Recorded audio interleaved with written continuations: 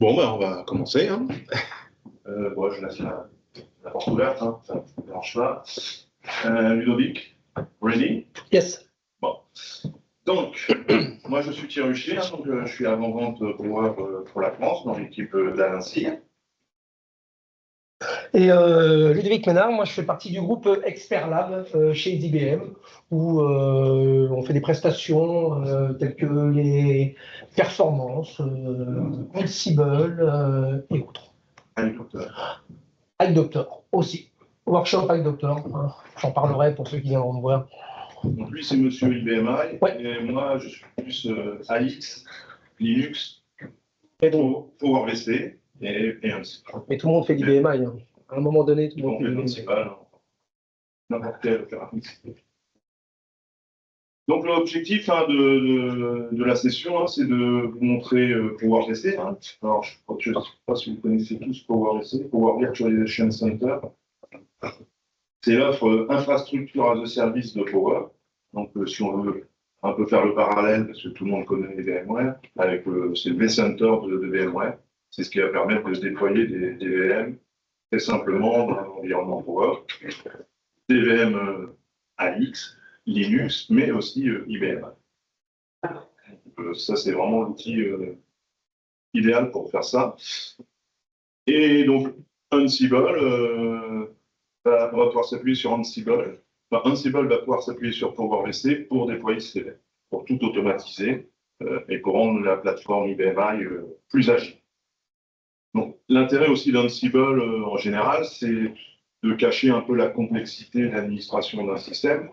Parce que c'est vrai qu'en IBMI, pour les compétences, il y a un peu difficile d'en trouver. Donc l'idée, c'est de rendre simple l'administration du système IBMI à travers des playbooks Ansible. Alors, je ne sais pas si vous êtes un peu familier avec Ansible, mais on va reprendre quand même un peu le vocabulaire. Donc, c'est une application open source. Hein. Il y a possibilité d'avoir un support par Red Hat payant. C'est agentless, c'est-à-dire qu'il n'y a rien installé sur le client comme agent. Il suffit d'avoir SSH et Python d'installer sur le client. C'est basé sur Python, donc on verra que les playbooks, ce qu'on appelle les playbooks, c'est les scripts. Hein, ce qu'on va exécuter, c'est écrit en YAML. On verra un YAML rapidement. Et donc, ça prend en charge la configuration de serveur, donc création d'utilisateurs, création de bibliothèque, installation de produits, déploiement d'applications. Comme je voulais dire, grâce à PowerVC, on va pouvoir faire des déploiements VM, et donc on peut l'utiliser pour faire de l'orchestration. Et donc, ça va automatiser les tâches très simplement. Alors, l'architecture de Ansible, donc on a un Ansible controller sur lequel on a installé Ansible et Python. Et ce qu'on voit ici, et Ludovic reviendra plus en détail dans la deuxième partie, c'est que ça peut tourner sur AX, sur Red Hat, mais aussi sur IBM. Ça, c'est la partie intéressante. Je ne sais pas si tu veux en dire quelque chose tout de suite. Non, c'est que quand Ansible est sorti, il fallait tourner ça sur un Linux. Et aujourd'hui, en tant que serveur, control node, comme on dit en anglais, eh bien, on peut le mettre sur un IBMI. Donc, je n'ai pas besoin d'un Linux. Un IBMI, il suffit, 2 IBMI pour pouvoir gérer et avoir son serveur. Donc ça, c'est vrai que c'est vraiment un qui était un peu bloquant pour les gens qui faisaient que du IBMI, d'être obligé de faire du Linux. Et puis, ça permet de mettre le pied à l'étrier, sans pour autant mettre toute une usine à gaz, Linux et autres. Essayer de goûter un peu à Ansible, eh bien, on peut le faire nativement en IBM. Donc avec Ansible, ce qui est intéressant, c'est qu'on a ces Ansible Collection, donc qui sont des modules qui sont mis à disposition des utilisateurs. Bonjour. Sure. Et donc ils vont améliorer et augmenter les possibilités de l'Ansible. Donc on a des collections pour AX, pour le Virtual Server et pour IBMI, bien sûr. Donc c'est ce qu'on va utiliser dans les démonstrations. Donc cet Ansible Controller, il va communiquer avec ce qu'on appelle les endpoints ou les targets. Avant d'oublier de mettre l'IBMI. Pas bien. C'est AX, Linux, IBMI. Pas bien. Et donc sur ces targets, comme je l'ai déjà dit, il n'y a pas d'agent, il y a juste besoin d'avoir Python et SSH. Voilà, donc un peu de vocabulaire pour s'y retrouver. Donc le control node, c'est ce qu'on a dit, hein, donc c'est là où on va tourner les playbooks. Donc la nouveauté, c'est qu'on peut le faire sur IBMI, et c'est ce qui est intéressant dans notre cas. Le manage node ou le endpoint, c'est là où on va tourner les playbooks, là où on va faire les actions. L'inventory, c'est la liste des manage nodes, des endpoints. Les modules, donc c'est ce qu'on va trouver dans les collections. Donc ça, c'est les modules qui vont améliorer et augmenter les possibilités d'Ansible. Les tasks, donc c'est ce qu'on va mettre dans notre playbook. Ils vont utiliser les modules qui sont dans les collections. Et donc ce playbook, là, le script, hein, c'est une liste de tâches écrites en YAML. Alors il y a aussi les plugins qui viennent augmenter les possibilités des modules qui existent déjà. Et les rôles, c'est un peu comme une fonction dans l'application. Voilà, on ne va pas s'attarder trop dessus, mais voilà à quoi ressemble un YAML avec des playbooks. Donc là, on voit par exemple, on fait appel à un module qui s'appelle IBMI Submit Job, et après, il y a des paramètres qui permettent de soumettre cela. Donc en YAML, ce qu'il faut faire attention, c'est l'indentation. C'est très important. Et après, il y a des éditeurs de texte qui permettent de respecter l'indentation. Alors, ce que je vous ai montré là, donc les fichiers YAML, c'est des playbooks, hein. C'est écrit en ligne en commande. Alors, après, pour le lancer, c'est un peu barbare, puisque c'est vraiment tout en ligne de commande. Dans le monde d'aujourd'hui, il aime bien quand même avoir des interfaces graphiques. Donc, il existe Red Hat Ansible Automation Platform, qui va permettre de lancer les playbooks. Alors, les playbooks, il faudra toujours les écrire à la main. Mais on pourra les lancer à partir de cette interface graphique. Et l'intérêt, c'est qu'on va pouvoir, à partir de cette interface graphique, donc lancer les playbooks, les inventaires, donc les end-nodes sur lesquels on va lancer les playbooks. On va voir aussi les logs de ce qu'on a lancé. Là, par exemple, on voit les jobs, donc on va pouvoir lancer des playbooks et après, il va y avoir un historique. Parce que quand on lance en ligne de commande, on lance le playbook, le log ne disparaît pas. Là, on va avoir un historique. Ce qui est intéressant aussi, on a une gestion de projet d'utilisateurs. On va pouvoir créer différents projets et différents utilisateurs avec différents niveaux d'administration. Par exemple, on peut imaginer un utilisateur qui pourra juste créer des users sur un IBMI. Tout est possible. Donc, ça permet, à la limite, de donner accès à cette interface graphique à un utilisateur qui est complètement néophyte en IBMI, et il y aura accès qu'à certains playbooks et il pourra administrer un IBMI grâce à ces playbooks. Et ce qui est nouveau aussi maintenant, c'est que ce Ansible Automation Platform 2.4, il est disponible sur Power. Avant, ce n'était pas le cas, maintenant on peut l'installer sur Power. Donc ça, Ansible Automation Platform, c'est la version payante de Red Hat, mais vous avez aussi Ansible AWX, hein, qui est la même chose et qui est gratuit. Au choix, si on veut avoir du support. Oui, une question. La gestion des utilisateurs, de toute façon, après, on se connecte en SSH sur la machine, donc c'est les droits de l'utilisateur de connexion qui... Non, c'est vraiment les droits que l'utilisateur a dans le Automation Platform. Donc, on crée un utilisateur dans l'Automation Platform qui va avoir accès à un projet, par exemple, et dans ce projet, on va mettre différents playbooks, et il y aura le droit qu'à ça. Après, bien sûr, il y a une clé SSH qui est échangée lors du lancement du playbook avec le endpoint. Ça, c'est en dessous du couvercle. Alors, suivant la clé SSH et l'utilisateur à qui on donne accès, sur le IBMI, il pourra faire différentes choses. C'est à 2 étages. Mais l'utilisateur de Ansible Automation Platform, c'est vraiment pour le restreindre à un projet et à certains... Vraiment la gestion du logiciel. Oui. Voilà. Donc, alors, l'Automation Platform, hein, donc il y a l'Automation Controller, donc c'est l'interface graphique. Et en fait, on va faire ce qu'on appelle des execution environment. Et donc, avec cette nouvelle version, c'est containerisé, en fait. Quand on va lancer un playbook, on va lancer un container. Et dans ce container, on aura justement les collections qui seront dedans, les modules. Et le container disparaîtra une fois qu'on aura lancé le playbook, et que le playbook aura terminé. Et puis, on a nos endpoints comme tout. Je n'ai pas oublié également. Pas intérêt. Même ZOS. Pas intérêt. Voilà, donc, pour les modules et les collections, il y a deux niveaux de collection. Soit on les prend dans Ansible Galaxy, et là, ce sont des collections qui sont libres d'accès, mais sans support. Et si on veut avoir du support, et bien là, on prendra du support chez Red Hat et on pourra descendre des collections qui sont certifiées par Red Hat dans le Red Hat Ansible Automation Hub. Donc IBMI, hein, il y a les deux, hein, dans Galaxy et dans le Hub. Voilà, hein, toutes les collections, hein, AX, HMC, IBMI, BIOS, OpenStack Collection, donc celle-ci, c'est celle qu'on utilise pour PowerVC, parce que PowerVC est basé sur OpenStack.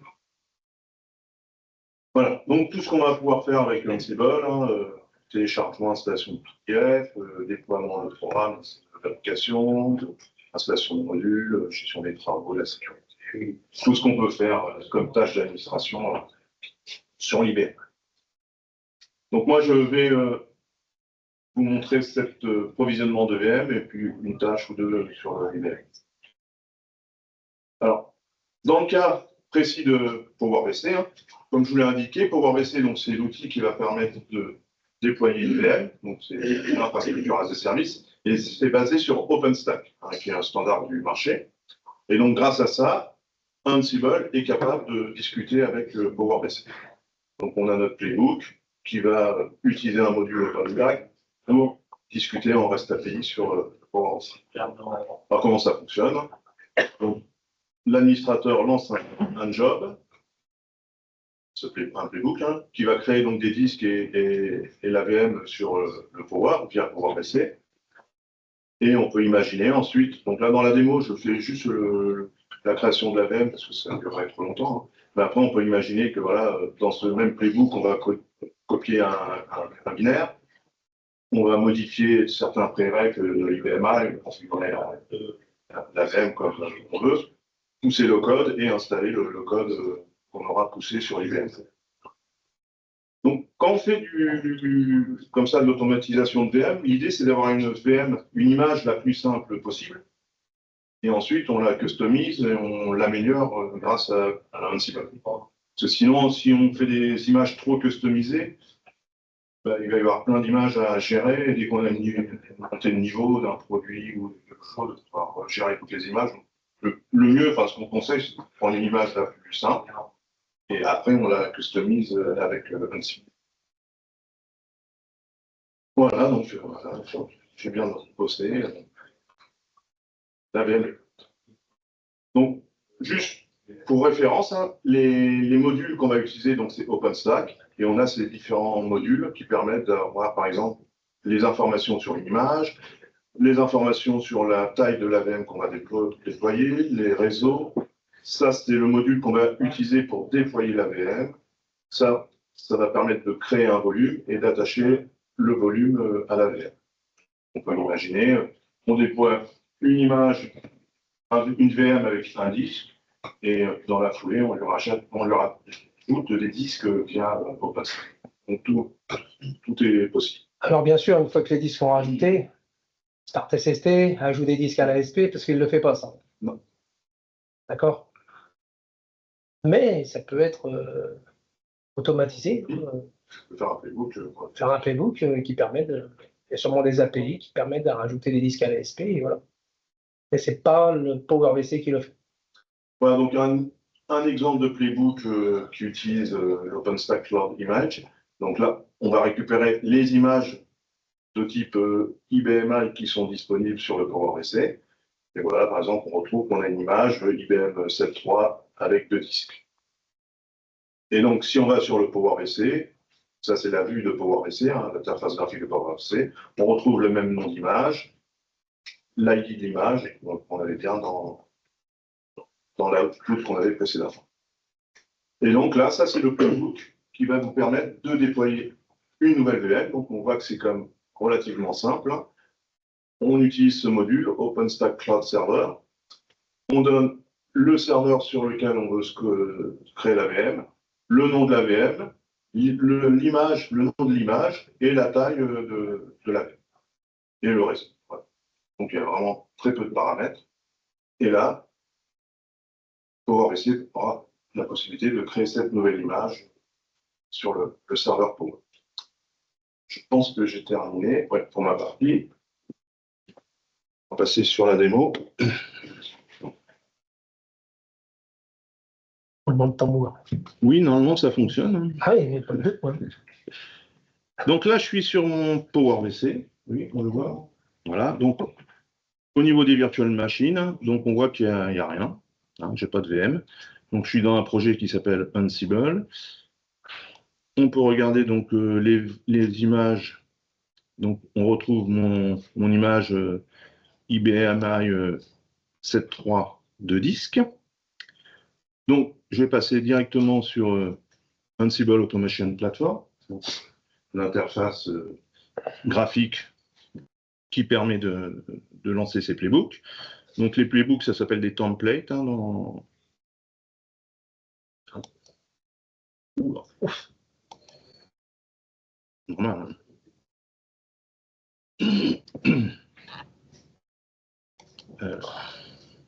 Normalement, je chante quand il y a des pubs comme ça.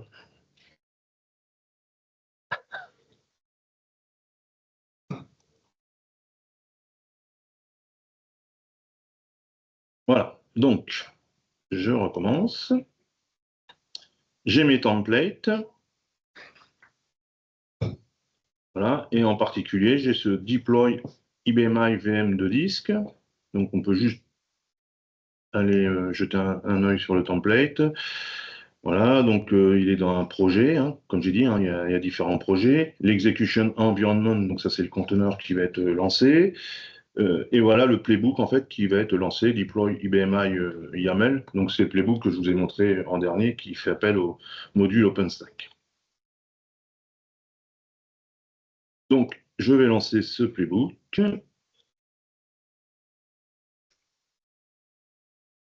Voilà.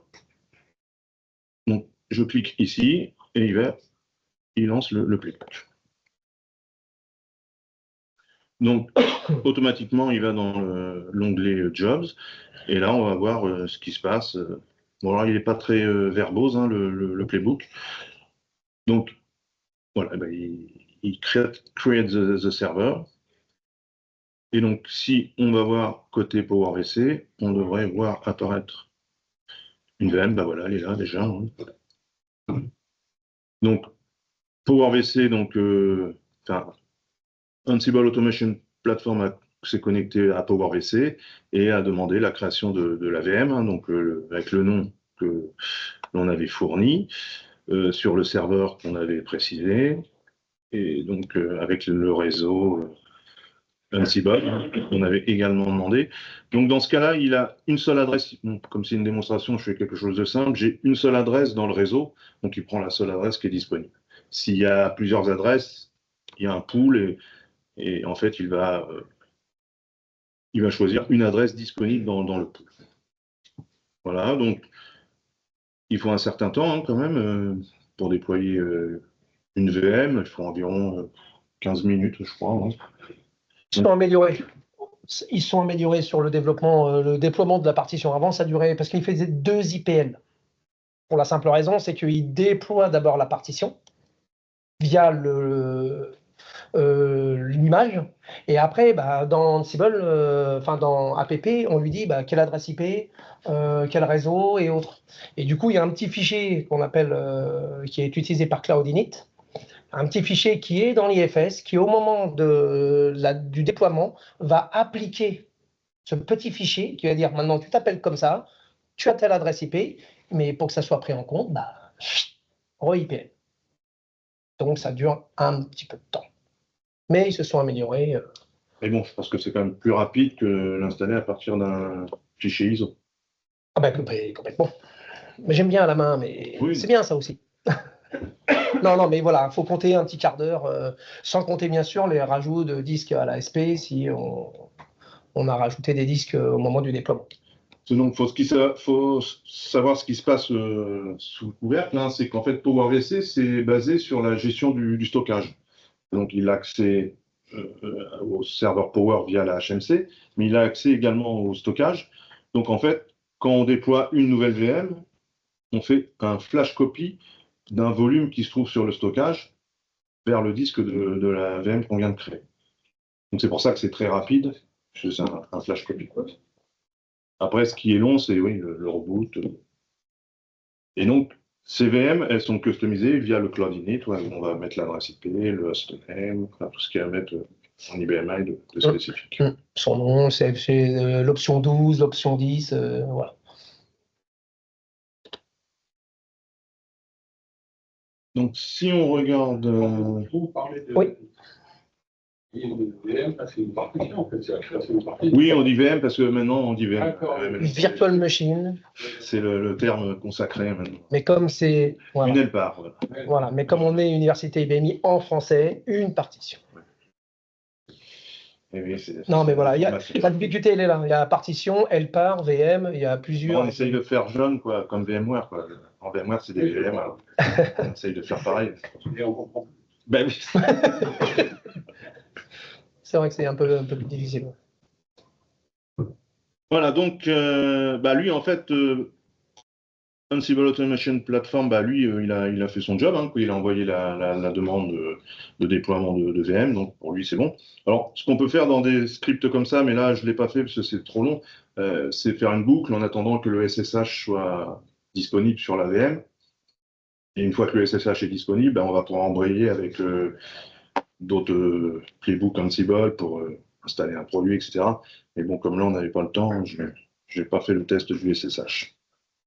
Alors, donc là, on a vu donc pour déployer une VM. On peut aussi, là, j'ai un create user IBMI. Alors, celui-ci, il est très simple, en fait. Hein, il va créer le user, mais il ne nous demande pas le nom du user qu'on va créer. Il va créer un user Ansible TH, si je me souviens bien. Voilà, on lance le playbook. On fait des petits playbooks. C'est juste pour montrer le... Où il y a un CRP user profile avec un nom de user, mais rien ne vous empêche, je vous montrerai tout à l'heure, de faire du prompt. Et voilà, et de dire quel user je veux, je veux Toto, Titi, et voilà. Si aussi de classe CQFR, user et autres, on peut modifier tout ça. Il y a des modules qui sont faits pour ça. Voilà, donc on voit là la commande qui est passée. Hein, donc il va créer un user Ansible TH de type QC, de quel type QC coefficient. Voilà. Donc, on va quand même vérifier que ça a fonctionné.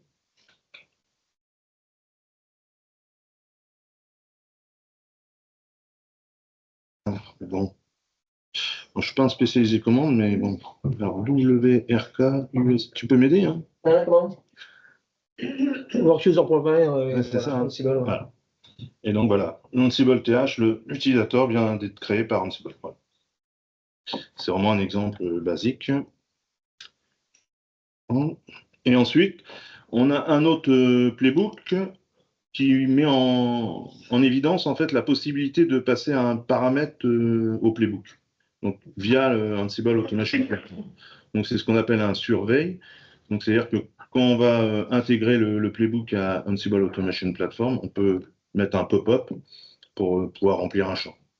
Donc là, par exemple, il ne m'a pas demandé. C'est normal. D'accord. Pourquoi il ne m'a pas demandé? Ah. Tac, tic, tac, tac. Non, c'était bien celui-ci. Alors, je recommence. Hop, je lance mon job. Ah voilà, oui, c'est ce que j'avais fait. Donc là, je lance mon playbook et il me demande quelque chose. Donc je rentre le nom de la librairie. Hein. Donc, Worklib. WRK lib. Espace AN. AN étoile. Hop. Oui. Donc j'ai une bibliothèque Ansible, mais pas Ansible TH. Donc hop, je lance mon playbook. Et là, donc, il va me créer ma bibliothèque avec un paramètre qui était rentré au niveau de l'interface graphique. Donc ça, c'est l'idée, voilà, justement, de pouvoir donner accès à cette interface graphique à un utilisateur lambda. Voilà, il a une requête, il peut faire une opération d'administration de l'IBMI très, très simplement. Voilà, donc c'est tout. Voilà, donc. Et juste une petite question. Oui. On peut faire des scripts un peu évolués, du genre on va chercher des informations et basé sur ce que tu as collecté, effectue des opérations. Par exemple, je ne sais pas combien j'ai d'ISP. Va me chercher des ISP et pour chaque ISP, fais-moi tel. Comment vous le feriez aujourd'hui sur IBMI? Une requête SQL, non? Oui. Ben, on verra tout à l'heure, on fera une requête SQL dans Ansible. Donc, en fait, l'idéal, enfin, juste à avancer, c'est que avec IBMI Services, tout ce qui est requêtes requêtes SQL, je ne m'embête pas. Je vais la mettre directement dans Ansible. Donc, si je veux interroger tous les ISP de toutes mes partitions, j'ai un playbook qui va interroger toutes mes partitions et je peux recevoir des fichiers. On verra tout à l'heure qu'on peut avoir soit en TXT, soit en XLS si on veut que ça soit formaté. Il y a des petits trucs à faire, un petit peu d'écriture, pas besoin d'être informaticien, et ça se fait tout seul. Donc Ansible, c'est bien, IBMI Services, c'est très bien, les deux, c'est parfait. Il faut combiner les deux. Et on va le voir tout à l'heure. Donc voilà, donc au niveau de l'output, hein, je vois que mon job s'est bien terminé, donc il a créé ma librairie. Donc si tout va bien, je devrais l'avoir apparaître ici. Voilà, formidable. Donc j'ai ma librairie qui a été créée. Donc comme je vous disais, l'intérêt de Automation Platform, un des intérêts, hein, c'est que voilà, ici j'ai tous les jobs que j'ai tournés, et donc je peux les retrouver, voir l'historique, ce qui s'est passé, les relancer éventuellement. Donc ça c'est un des gros intérêts. Après voilà, cette notion de projet. Donc on peut avoir différents projets. Par exemple, j'ai un projet IBMI. Et dans ce projet, je vais avoir différents templates qui pourront être exécutés par différents users suivant leurs permissions. Juste. Donc là, on voit hein, sur PowerVC, hein, donc là, ça y est, il a créé une VM. Il a mis donc l'adresse IP. Bon, après, je pense que, comme disait Ludovic, il faut un certain nombre de reboots. Donc là, je me connecte à la HMC. Je pense qu'il doit être en train de rebooter. Bon, on regardera à la fin si ça a fonctionné quand même, hein, parce que comme Saint Thomas, on ne voit que ce qu'on croit, on ne croit que ce qu'on voit, donc on essaiera quand même de se connecter à la VM qu'on aura déployée. Up to you. Je prends la main. Bon, je vais essayer de me connecter déjà. Je vais rejoindre. Faut que je rejoigne le petit truc là. Ajouter. Bon, il n'y a pas de questions en attendant sur PowerVC. Ajouter cet appareil ou transférer? Tu ajoutes. Très bien. Oui. L'automation pour les clients qu'elle tourne sur une plateforme Linux. Oui, là, oui, non, là, c'est le contrôleur Node qui peut être sur IBMI. Ouais. AP, oui, c'est sur Linux. Linux Power ou Linux x86, mais pas sur IBMI. Ça, on écrit là. Moi, ça. Ludovic, c'est pas prévu, hein, Automation Platform sur IBMI. Eh ben, de temps en temps, je pose la question sur Internet et pour l'instant, j'ai pas la réponse. Non, non, mais c'est pas grave, Thierry.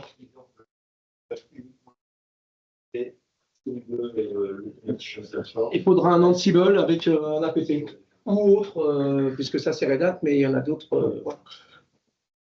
Impeccable. Alors, je sais pas où c'est bien là. Truc. Donc je vais aller très. Ça marche. Ah, ça marche. Parfait. Je vais aller très rapidement sur la présentation. On passera directement après sur la démo. Donc, Ansible, très rapidement, Linux, IBMI, et c'est ce qu'on va voir. Donc, on va faire tout sur IBMI, on n'a pas de Linux, on va tout installer. Ça, c'est une liste de modules Ansible IBMI. Et celle-ci, si ça marche pas. IBMI, c'est la commande. La deuxième, c'est celle qu'il faut connaître. Pourquoi? Parce que toutes les commandes IBMI, on peut les mettre dans ce module-là. Je veux créer un user profile.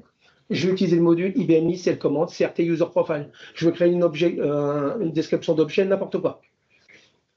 Donc, on a un certain nombre de modules hein, qu'on peut se servir. Ça marche, après, c'est pas... Sur le pointeur, j'en ai un. Ah, mais très bien. Les tâches d'administration, il y en a, mais il y en a plein d'autres. Et en fond, ça, c'est en fonction, les autres cas, c'est en fonction de votre imagination. D'accord? Parce qu'on parle toujours de je vais faire des PTF, tiens, je vais regarder tous mes niveaux de PTF et je vais faire mes installations. Non, il peut y avoir d'autres cas. Là, il suffit d'imaginer ce que vous voulez faire. C'est la plus grosse difficulté.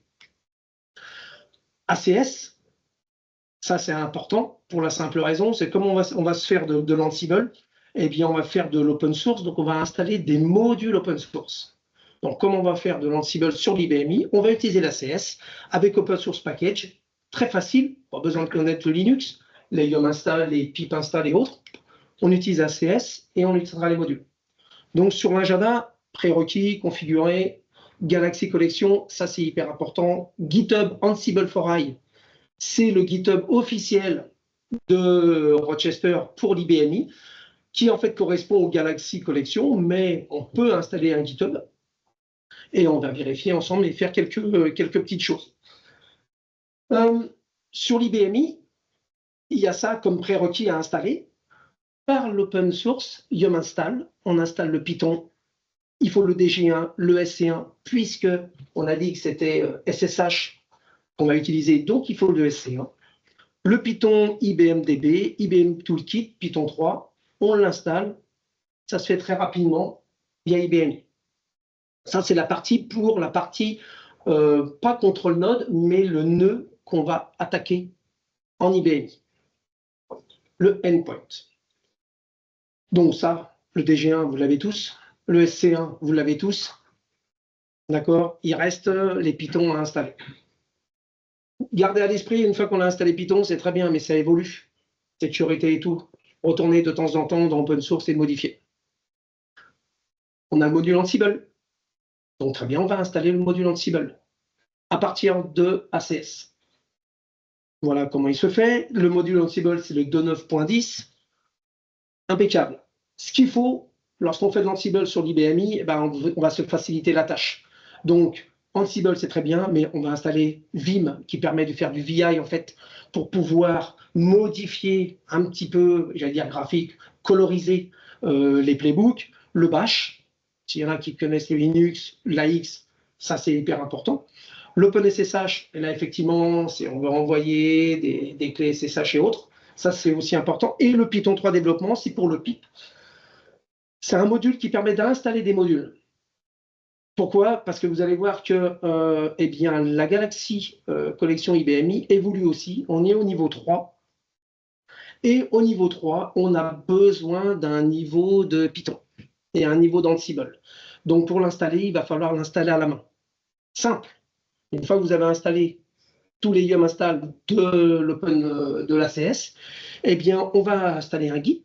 Parce que, pourquoi on va installer un Git? Parce que le but du jeu, on le verrait, vous pouvez avoir un VS Code où j'écris mes playbooks, que je monte dans mon GitHub, comme ça, on peut partager à tout le monde. Et derrière, dans mon serveur Ansible, IBMI, je fais un Git clone, un Git pull pour récupérer les modifications. Donc, on installe le Git. Le Python 39, la PAS, TF8, le SSH PAS sont nécessaires pour la partie contrôle node, nœud de contrôle IBMI. Je ne vais pas rentrer dans les détails, mais et pour installer le dernier, Ansible, qui permet de pouvoir utiliser la dernière Galaxy Collection, il faut installer l'Ansible 8.1 avec la commande Python 3 mpip install, d'où l'installation du pip avant tout. Ça se fait très rapidement. Une fois que c'est fait, ça prend un peu de temps, il va et il installe. Et si on veut vérifier la version d'Ansible, tout à l'heure nous étions en version 2.9, il faut au minimum la 2.15. Et donc quand on installe tout ça, qui se fait en très très peu de temps, vous avez la 2.15.8. La Galaxy Collection, une fois que vous avez votre Ansible, c'est très bien. Maintenant, je fais quoi avec? Soit j'écris des Python, soit j'écris tout à la main.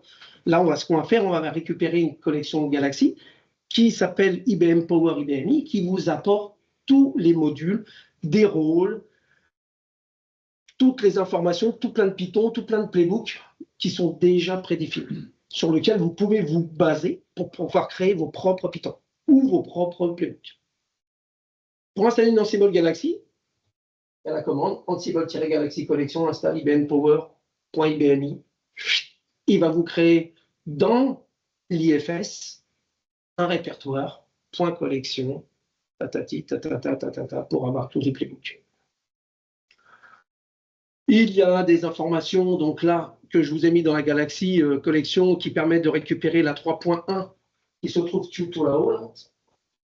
3.1, effectivement, voilà, c'est là où vous pouvez voir qu'il faut la version d'Ansible 2.15 minimum ou 2.14 minimum. Et dans ce cas, eh ben, ce que je vous ai montré avant, le Python pour intégrer le 3.9 et ainsi de suite, il faudra le faire.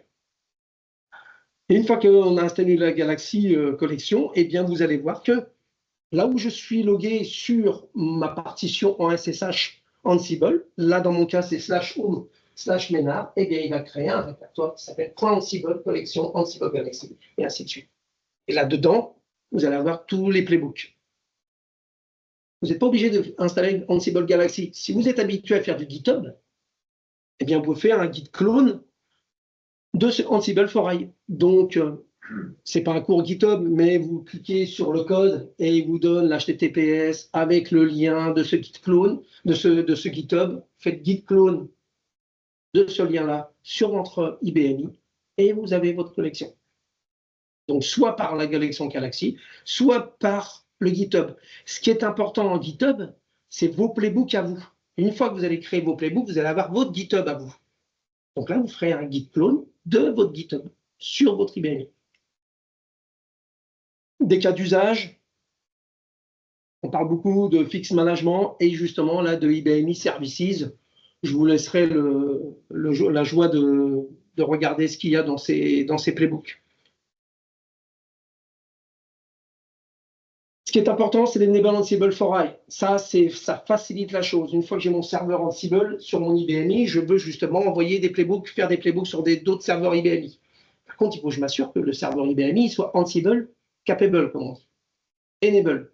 Eh bien, on va exécuter ce playbook Enable Ansible for I sur tous les IBMI sur lesquels je veux faire, alors IBMI ou Linux ou autre, mais là, dans le cas, c'est Ansible for I pour les IBMI, eh bien, pour vérifier. Si ce n'est pas le cas, il va vérifier qu'il y a le SSH de démarrer, qu'il y a le DG1, et ainsi de suite, et ainsi de suite. Il est bon, il n'y a pas, il installe. Il modifie, il fait, et après il vous dit, c'est OK, on peut y aller. S'il n'y arrive pas, il vous dit pourquoi. Parce que, par exemple, le SC1 n'est pas installé. Effectivement, on ne peut pas faire de SSH. Donc là, il y a un minimum avant tout, c'est d'installer le SC1. Ça, c'est un exemple de git clone. Donc, au lieu d'installer la collection via la Galaxy, eh bien voilà, le git clone, eh bien, il vous crée un répertoire qui va s'appeler Ansible for I dans votre répertoire source. Dans mon cas, c'est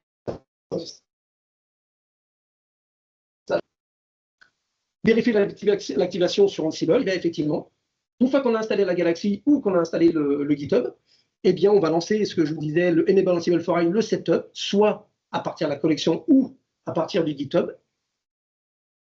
Ça, c'est pour vous les fichiers 4 hosts, c'est de l'Ansible pour pouvoir rajouter les adresses IP, les users Ansible sur les différentes plateformes sur lesquelles vous les visitez. Et puis, une fois que c'est terminé, eh bien, il vous dit que votre IBM node est ready pour Ansible. À partir de là, vous pouvez exécuter vos playbooks. Là, j'ai mis un petit lien symbolique. En fait, c'est effectivement, si on n'installe pas le GitHub, des fois, c'est un peu rébarbatif de mettre .ansible/collection.org et mon playbook. On peut créer un lien symbolique pour pouvoir réduire ce directory. Démonstration. C'est directement. Alors, est-ce que vous voyez toujours mon écran? Parfait. Je vais commencer par. Voilà. Là, je suis sur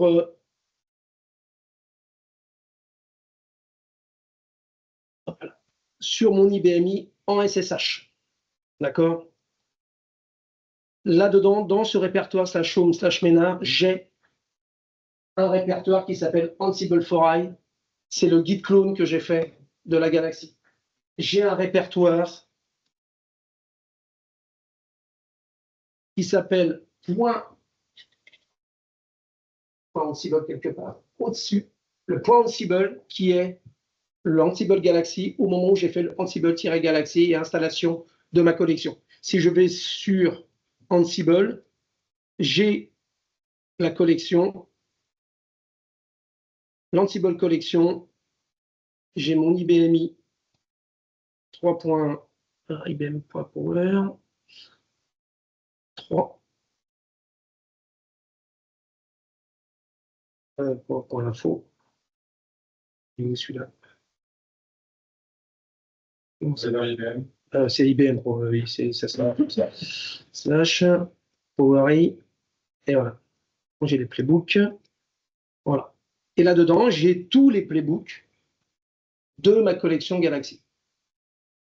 Ça, ce sont les playbooks. Si je vais un cran plus haut, j'ai des rôles. Et là, j'ai plein de rôles. Appliquer des PTF. Checker les PTF. Il y a tout plein de rôles. Si je vais dans modules, c'est des modules. Des rôles. Plugin. J'ai des modules utiles ou des modules tout court. Modules. Et là, j'ai tout plein de modules, dont le programme Python IBM CL Command. C'est ce Python-là, c'est ce module-là que vous allez utiliser pour pouvoir créer des commandes, CRT User Profile, CRT Lib ou autre, ce qu'a montré tout à l'heure notre ami. Comment? Robert. Alors, quand je dis notre ami, c'est qu'à un moment donné, je ne sais plus comment il s'appelle. OK. Je vais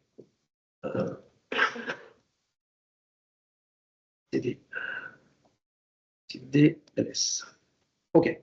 Une fois qu'on a notre serveur Ansible et qu'on a testé notre Ansible, donc là, je vais tester mon Ansible. Forail. HLS.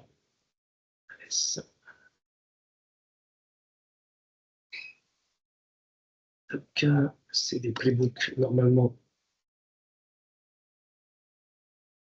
Ça. Voilà, j'ai le Enable Ansible for I. Donc là, je fais un SP. Et je vais lancer la commande. Alors, est-ce que j'ai S? OK. Bon, je vais essayer avec le 52.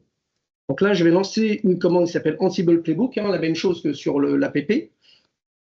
Je lance que sur un seul serveur. Ouais, je lance que sur un seul serveur. Ça, c'est fichier inventory, en fait, c'est les endpoints. Voilà, alors c'est pas un cours Ansible, hein. C'est sinon Playbook Enable Ansible for I et j'ai le setup. OK, donc là je lance un playbook à la main qu'on aura pu faire avec APP.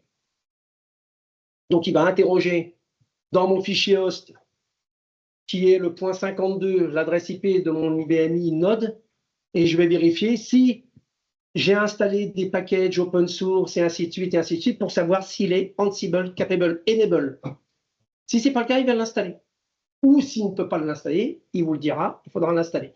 Une fois fait, vous avez votre Ansible. Maintenant, ce qui est important, c'est qu'une fois que vous avez fait ça, il va falloir se mettre au playbook.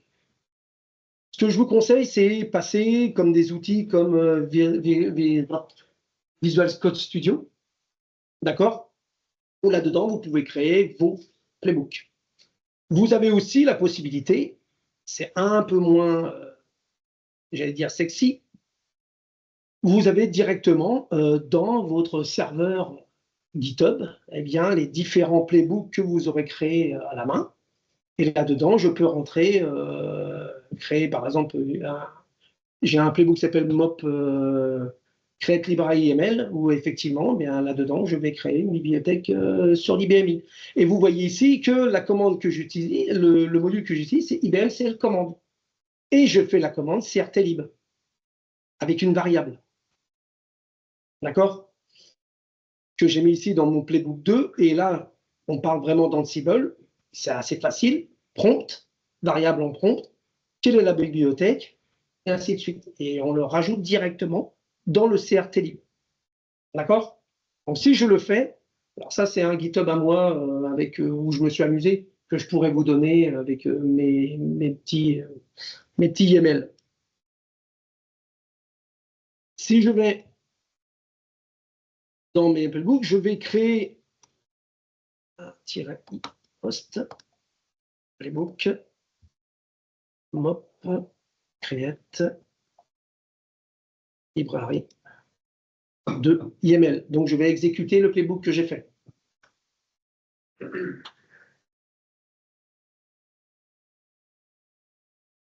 Quel nom de bibliothèque? Tutu. Create tutu library. Alors, ça, c'est du texte, hein, donc à ce que vous voulez. Hein. Et il m'a créé la bibliothèque crtlib tutu. Pour aller le voir, effectivement, je vais dans mon IBMI, écran vert. Si la couleur vous gêne, je peux la changer. J'ai une bibliothèque tutu. À partir de là, je crée une bibliothèque. J'ai mon Ansible, mon playbook. Je peux créer un user, je peux créer un objet, un fichier physique, et ainsi de suite, et ainsi de suite. Je peux installer un CVF. Vous avez un produit qui est en format CVF sur votre IBMI. Comment vous l'installez? Un restore OBJ ou un restore lib de ce CVF. Eh bien, dans l'IBM CL commande, vous mettez ça, restore lib de ce CVF. Tout est faisable. Si je regarde, tout à l'heure, j'avais parlé d'IBMI Services, la question concernant les ASP. IBMI Services, des requêtes SQL. Par exemple, j'ai créé pour le cas une commande qui permet de faire une requête SQL, d'exécuter une requête SQL, de le mettre dans un fichier que moi j'ai décidé, positionner avec un format de fichier pour que ça soit bien colonné. D'accord? Et une fois fait, ce fichier-là, je peux l'envoyer par mail via toujours un playbook. Playbook de création de requêtes SQL avec création du fichier et un autre playbook pour l'envoi de ce fichier-là. Exemple. Mon playbook, il s'appelle, donc je vais l'exécuter, Ansible Playbook. Alors, avant tout, mon playbook, voilà comment il se propose. J'ai des prompts, donc quelle est la requête SQL que je veux faire.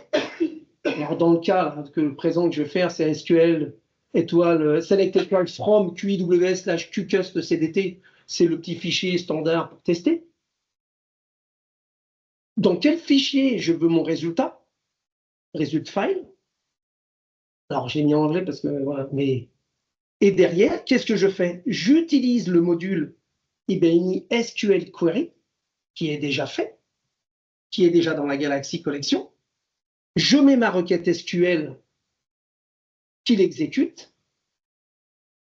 Le résultat, il me sort un résultat de SQL, fera le résultat, et après, il va me créer mon résultat dans un fichier que j'ai donné au préalable, avec un content, en fait, SQL status, qui permet de récupérer des informations, et je l'envoie où? Dans mon répertoire de mon user, qui est ici, user profile du dos, avec le nom du fichier result file que j'ai mis ici en prompt.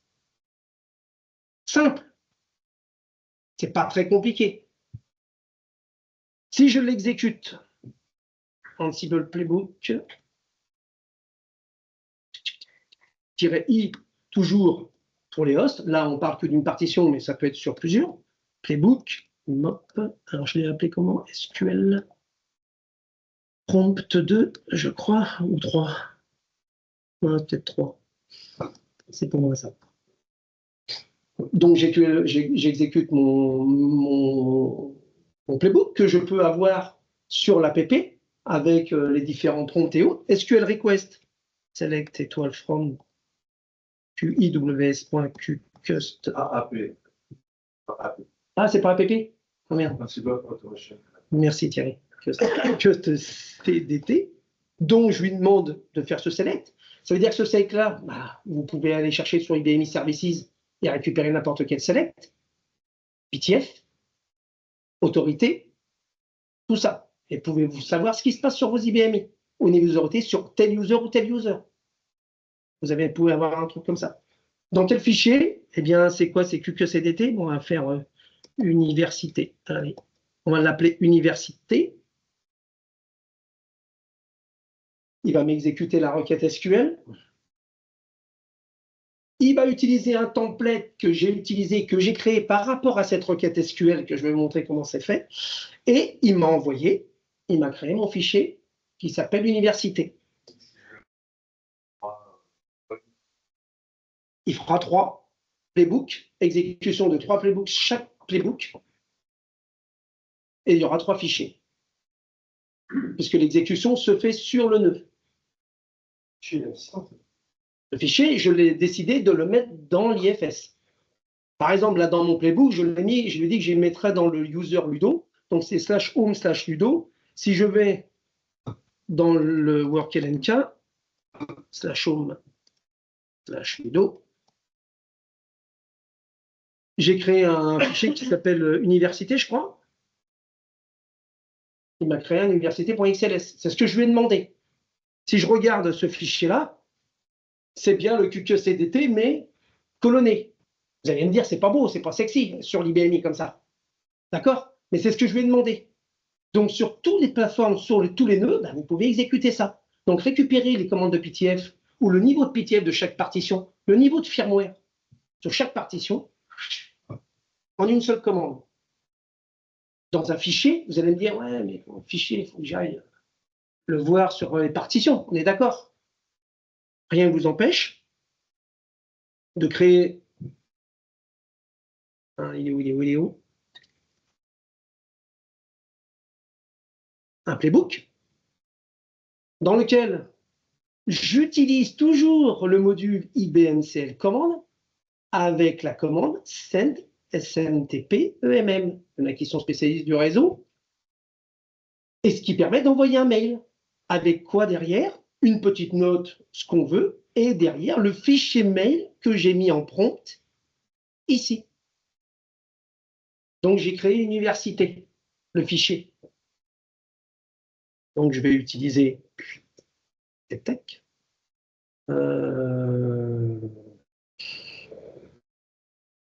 OK, université. Donc là, si je fais Ansible-playbook, alors je vais l'appeler université, c'est ça, -i, post, book,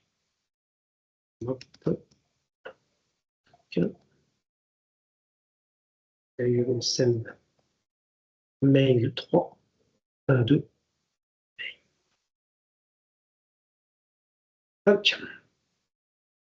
donc là, je fais appel à mon playbook qui va faire appel au envoyer. Mais qu'est-ce que je vais envoyer? Quel est le fichier que je vais envoyer? Celui que j'ai créé, université. Alors bien sûr, dedans, dans le playbook, on est passé rapidement, mais le répertoire, c'est /home/ludo. Mais ça aussi, vous pouvez le mettre en variable. Il se trouve où? Vous pourriez mettre /home/ludo/université. D'accord? Vous mettez ce que vous voulez comme variable. Donc, université. Là, il me l'envoie à mon adresse à moi, parce que je l'ai décidé, alors si je le remonte, je l'ai décidé dans un fichier de variables. On n'est pas obligé d'avoir du variable directement dans les playbooks. On peut avoir un fichier de variables qu'on peut utiliser assez facilement. D'accord? Et d'ailleurs, dans mon fichier de variables qui s'appelle mop variable, ici, j'ai quoi? Mon email, ma librairie Ansible et user ludo. Donc, c'est ce que je vais utiliser dans mes différents playbooks. Mais si je n'ai pas envie d'utiliser ça, je peux faire du variable prompt, ce que j'ai fait.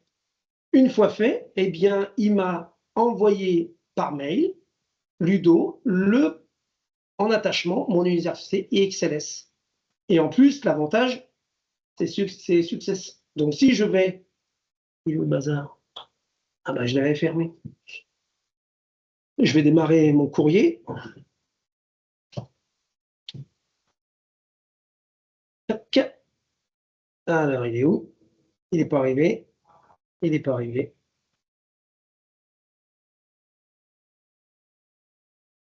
Tac.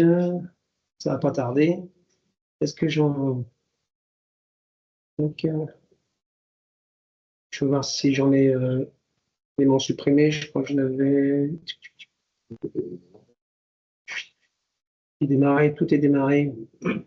Il s'appelle...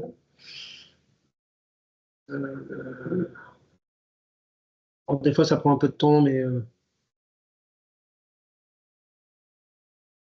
je l'ai supprimé. Il s'appelle... Je pense que c'est ça. Non. Bon, attends, mais voilà. Donc, une fois fait, eh bien, vous pouvez ici le récupérer directement sur votre PC. Et voilà ce que ça donne en gros. Le QCust CDT, une fois que c'est arrivé par mail. Donc, vous pouvez faire ce que vous voulez après. Vous voyez que comment ça s'appelle pour créer des playbooks. Ça a été rapide, c'est juste pour vous montrer que c'est faisable en IBMI, tout en IBMI. Je n'ai pas utilisé le Linux ni quoi que ce soit. J'ai juste utilisé, pour une facilité, le VS Code, le GitHub, qui me permet en fait de garder tout ça bien. Et derrière, utiliser des playbooks, et je rajoute une commande, et je crée un deuxième playbook, et ainsi de suite. Une fois que vous avez créé plein de playbooks que vous voulez enchaîner, effectivement, on pourrait dire Ansible Playbook, tel que je fais, Ansible Playbook, tel que je fais. Sachez qu'à chaque fois qu'il fait un playbook, il attend que ce playbook soit terminé pour pouvoir enchaîner le deuxième Ansible Playbook. Et ainsi de suite, et ainsi de suite. Si je vais dans... je vais créer en fait un playbook où j'aurai tous mes playbooks. Donc j'ai créé un full playbook, on va dire, où là-dedans j'ai mon user à créer, ma bibliothèque, ma copie de CVF, mon install de XH2 à l'époque, voilà, j'ai une démo là-dessus, et comment configurer XH2. Donc, il va d'abord faire le create user, le create library, le copy CVF, ainsi de suite et ainsi de suite. Et en lançant un seul playbook. Il s'appelle Mop Full Playbook. Et ben, si c'est bien, regardez, hop, j'ai reçu mon mail avec une université XLS. Je peux le télécharger. Tac. Je le fais ici. Alors, il est où? Il ne va pas tarder. Tac. Eh bien, il est là, XLS, université.xls. Je l'ouvre. Bon, après, c'est le même. Et voilà, je l'ai mis cadré. D'accord? Des questions? Ça vous intéresse? C'est pas mal? Ça peut être utile? Oui? J'ai une question, est-ce que tous les modules Ansible sont valides sur l'ENU aussi ou pas? On utilise un autre module que Ansible pour. Oui, alors par exemple, dans le cas du développement d'une VM, ce sont des modules OpenStack. Donc on installe une Galaxy, on fait une collection d'OpenStack et on utilise le module d'OpenStack pour pouvoir déployer la VM. Si on veut le faire à la main, bien sûr, AP le fait. Mais par exemple, j'ai fait du self-guarded copy, je ne sais pas si vous avez entendu parler de ce nom-là, qui permet de faire de la sauvegarde de disque en fait immuable. Eh bien, il y a des modules Ansible pour self-guarded copy, compatibles avec IBMI. C'est-à-dire que moi, en tant que sur IBMI, je vais exécuter des modules pour savoir si je peux lancer un self-guarded copy à partir de ces modules. Et toujours à partir de ma partition IBMI Ansible en tant que nœud de contrôle.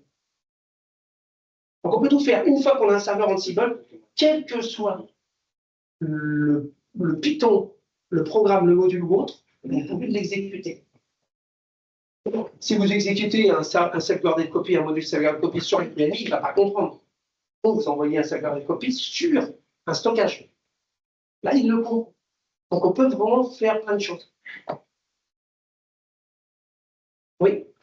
En termes de log, quand ça se passe mal, alors on a juste les logs qui sont sur l'exécution d'Ansible, les logs par exemple qui sont. Alors, je ne suis pas un expert en Ansible, mais alors il y a des cours, il y a tout plein de possibilités de dire les logs, je le mets dans un fichier pour aller voir ce genre de choses.